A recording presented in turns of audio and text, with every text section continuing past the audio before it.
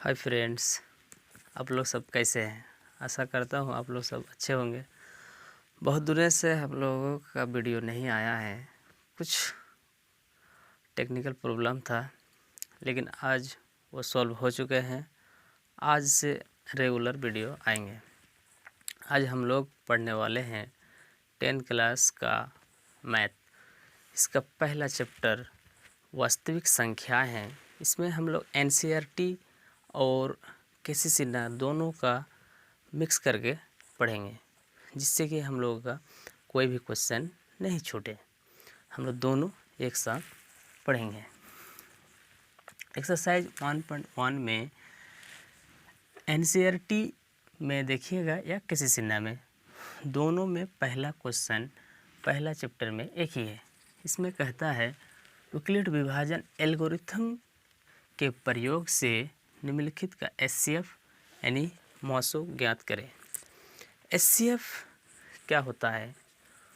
दो या दो से अधिक कोई संख्या पूर्णांक दिया रहेगा, इसका HCF निकालने का जो तरीका यहाँ पूछा है यूक्लिड विभाजन एल्गोरिथम। इसमें कुछ कन्फ्यूजन है कि यूक्लिड विभाजन एल्गोरिथम और यूक्लिड विभाजन प्रमेय में क्या अंतर है। ये खास उसमें कोई अंतर है नहीं। जैसे एक क्वेश्चन कहीं पूछा दिया जाएगा, यूक्लिड विभाजन प्रमेय का, ये क्या प्रमेय है जो सिद्ध किया हुआ रहता है। इसमें क्या होता है, A बराबर BQ प्लस R होता है और इसी पर आधारित होता है यूक्लिड विभाजन एल्गोरिथम। इसलिए यूक्लिड विभाजन प्रमेय का पूछे या यूक्लिड विभाजन एल्गोरिथम पूछे, बनाएंगे हम लोग एक ही तरह से। जैसे इसमें क्या होता है, यूक्लिड विभाजन प्रमेय में जहाँ A का मतलब होता है भाज्य, A का मतलब क्या होता है, भाज्य, B का मतलब होता है भाजक, Q का मतलब होता है भागफल और R का मतलब होता है शेषफल। इसमें संबंध कैसा होता है? इसमें संबंध है 0 से बड़ा R या बराबर। कहने का मतलब है कि 0 जो होगा कभी शेषफल के बराबर भी हो सकता है या शेषफल 0 से बड़ा भी हो सकता है, और R से बड़ा होता है B, यानी शेषफल से हमेशा बड़ा होगा क्या, भाजक। आपका भाजक जो होगा हमेशा शेषफल से बड़ा होगा। तो इस पर आधारित हम लोग आज क्वेश्चन हल करेंगे। इसमें जैसे पहला क्वेश्चन है 135 और 225। तो इसमें सबसे पहले हम लोग को लिखना है हल। क्या है, 135 और 225 में बड़ा कौन है, बड़ी संख्या इसमें कौन है, तो 225 है।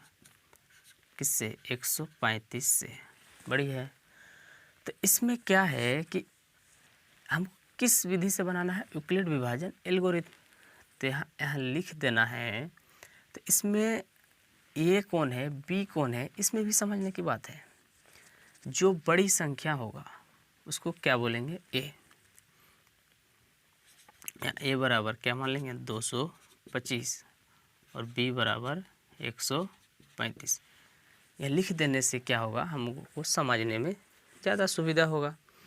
या लिखना कोई ज़रूरी नहीं है कि लिखना ही पड़ेगा, लिख देने से बहुत सुविधा होगा, यानी समझने में आसानी होगा। अब यहाँ लिख देना है यूक्लिड विभाजन एल्गोरिथम से A बराबर BQ प्लस R। इसमें जहाँ क्या होता है कि 0 के से बड़ा या बराबर R और आर से बड़ा होगा बी, यानी आर का मतलब शेषफल। शेषफल जो होगा 0 के बराबर भी हो सकता है या 0 से बड़ा हो सकता है, और भाजक जो होगा शेषफल से हमेशा बड़ा होगा। तो इसमें बड़ी संख्या सबसे कौन है? 225। तो बड़ी संख्या को हम लोग लेफ्ट साइड में लिखेंगे 225। अब इसमें b के जगह क्या लेंगे? b के जगह लेंगे 135। यहाँ लिख देने से आसानी से समझ में आएगा कैसे क्या लेते हैं। अब यहाँ पर हमको डायरेक्ट अगर समझ में नहीं आ रहा था, हम क्या करेंगे, उसी पेज पर राइट साइड में लिखेंगे 225। और बचपन में तो हम लोग भाग दिए हैं, कितना भाग ना दिए हैं। तो क्या करते हैं, 225 को 135 से क्या करना, हमको भाग देना है, सिंपल। अब कितना बार में कटेगा? 225 कितना बार में आएगा? 135 का पहाड़ा में 225 कितना बार में आएगा? तो मान लीजिए हम 2 बार लेते हैं, तो 35 को भी तो 2 बार से गुना करना है।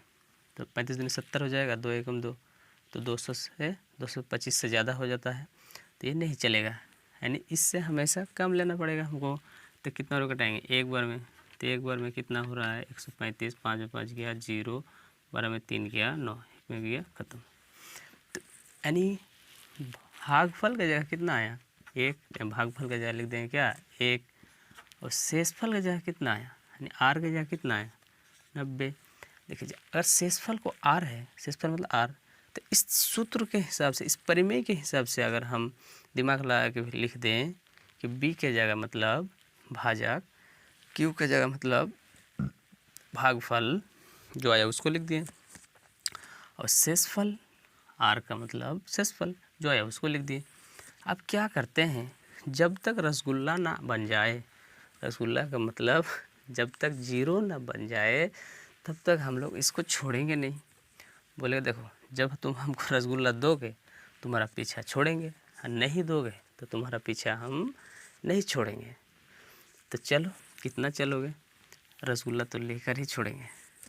फिर क्या करेंगे, 135 को भाजक को अब क्या बना देंगे? भाज्य बना देंगे। यहाँ पर देखिए चरण 1, चरण 2, इतना एक एक करके लिखने की ज़रूरत नहीं है। बहुत किताब में बहुत तरह से लिखा रहेगा, केस 1 केस 2 भी लिखा रह सकता है। अब इसको क्या करना है, 135 का ले जाना, अब 90 से भाग देना। देखिए यहाँ पर अगर डायरेक्ट समझ में नहीं आता है तो इसको क्या करते हैं, मौसो जो हम लोग बचपन में बना, एचसीएफ का मतलब क्या, मौसो ही तो होता है। 135 को यहाँ क्या करते हैं, लिख देते हैं। अगर अब क्या भाज्य के जगह पर कौन हो गया? 135, तो 135 लिख दिए। अब भाजक जगह कौन हो गया? 90, तो भाजक का जगह क्या हो गया? 90। अब कितना बार कटेगा? एक बार में ही कटेगा। 90 दूनी 180 हो जाता है, तो 90, 5, 53 हो गया 4। अब भागफल का जगह क्या आ गया है? 1, और शेषफल का जगह क्या आ गया है? 45। इसको अगर देख देख कर लिखिएगा तो गलती होगा ही नहीं, इसी से ही ये बना हुआ है। मतलब ये अगर आसानी से आपको भाग समझ में आ रहा है तो यूक्लिड विभाजन एल्गोरिथम या यूक्लिड विभाजन परिमेय का बिल्कुल ही आसानी से समझ में आने वाला है। अभी शेषफल 0 आया है, रसगुल्ला आया है नहीं ना, आगे चलेंगे। और तो चलिए हम लोग आगे चलते हैं। और अब क्या कर देंगे, इसको समझिए। 90 को क्या करते हैं, इसको लेकर आ जाते थे ना, तो उसी नियम से 90 को आप भाज्य की जगह, और शेषफल जो बना है वो क्या बन गया? भाजक बन गया। कितना बार में? 45 दूनी 90, यानी 45 दूनी क्या हो जाता है? 90। तो 90 तो शेषफल का है, कुछ बचा नहीं बचा, यानी रसगुल्ला हमको मिल गया। शेषफल कितना आ गया? 0, यानी हमको खाने के लिए मिल गया। भूख लगा तो खा लो बच्चों। अब हम लोग एचसीएफ पा लिए हैं, सॉरी, तो एचसीएफ हम लोग को मिल गया। एचसीएफ क्या होगा? जो 0 लाता है, देखिए जो मेहनत करेगा उसी को तो कुछ मिलेगा जी, बिना मेहनत किए आपको फल तो मिलने वाला है नहीं। जो मेहनत करता है उसी को तो मेहनत का फल मिलता है। तो मेहनत कौन किया? 0 कौन लाया? इसलिए HCF 135 और 225 बराबर 45। क्या कोई कन्फ्यूज हुआ? या तो इस तरह से बोले 135 और 225 का HCF 45, क्या कन्फ्यूजन है? तो इस तरह से समझने से क्या हो सकता है, क्वेश्चन में कभी कभी इसी तरह से लिखा रहेगा, HCF पहले दे देगा, बीच में दो संख्या दे देगा, बराबर में दे देगा, तो मतलब इन्हीं दो संख्याओं का HCF ये है। 135 और 225 का HCF कितना है? 45।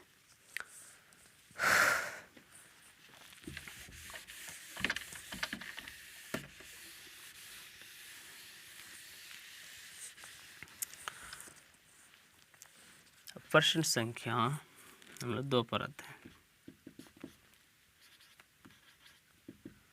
इसमें 867 और 255 है। तो 867 क्या है? बड़ी है 255 से।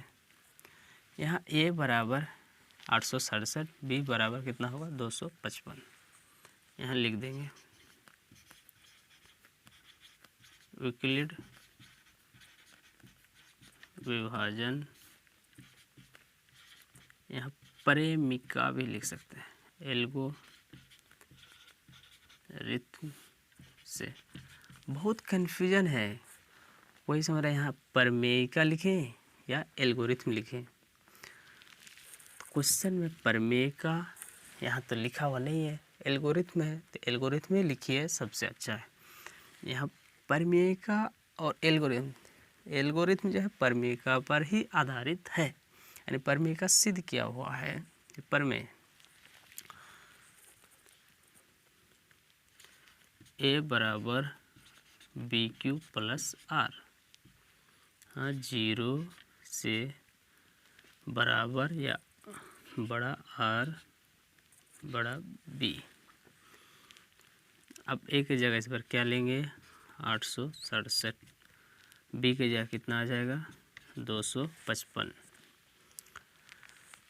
यानी सिंपल भाषा में समझने के लिए हम लोग दूसरा साइड में क्या करते हैं? भाग करते हैं। 867 भागा 255। अब 255 से भाग दे रहे हैं, हमको 867 लाना है। कितने बार में? 4 बार में जाएंगे, 4 दूनी 8 और 55 होगा 4 बार, तो बहुत ज़्यादा हो जाएगा। 3 बार में लगभग कट जाएगा। देख लेते हैं, 3 से घटाते हैं, 3 5 15, 3 5 15, 1 16, हाथ मेरा 1, 3 दूनी 6 और 1 7, 7 में 5 गया 2, 6 में 6 गया 0, 8 में 7 गया 1। तो भागफल मेरा कितना आया? 3 और शेषफल 102।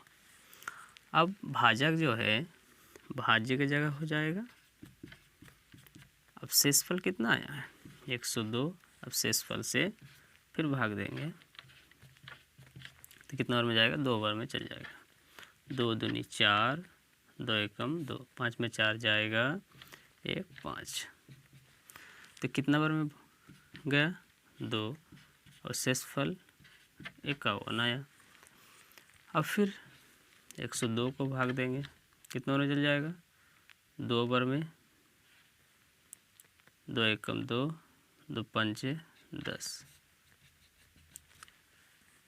अब 102 को लेकर आएंगे, 51 से भाग देंगे, कितना बार में? 2 बार में। यहाँ देखिए, अभी यहाँ सरल भाषा में समझने के लिए लिख रहे हैं। आपका जब हैबिट हो जाएगा, आदत हो जाएगा, तो इसको लिखने की कोई ज़रूरत है? क्यों लिखेंगे? माइंड में ही नहीं कर सकते हैं। 102 लाना है तो कितना बार में? 51 का 51, 51 दूनी 2। मान लो पहाड़ा नहीं आता तो गुना तो कर सकते हैं ना। शेषफल 0, यानी रसगुल्ला मिल गया, पेट भर के खा लीजिए, आगे और हम लोग को नहीं बढ़ना है। थक गए हैं ना, रसगुल्ला खाइए, आराम कीजिए। इसलिए कितना है?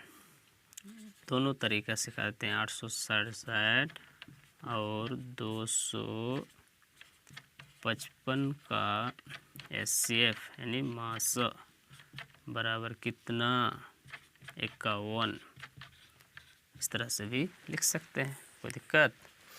कैसे लिखते हैं, एचसीएफ कैसे पहचानेंगे? देखिए एचसीएफ का एक डेफिनेशन अगर समझा जाए कि एचसीएफ क्या होता है, तो एचसीएफ दो या दो से अधिक संख्याओं का वह बड़ी से बड़ी संख्या होता है जो दिए गए संख्या को क्या करता है, पूर्णतः विभाजित करता है।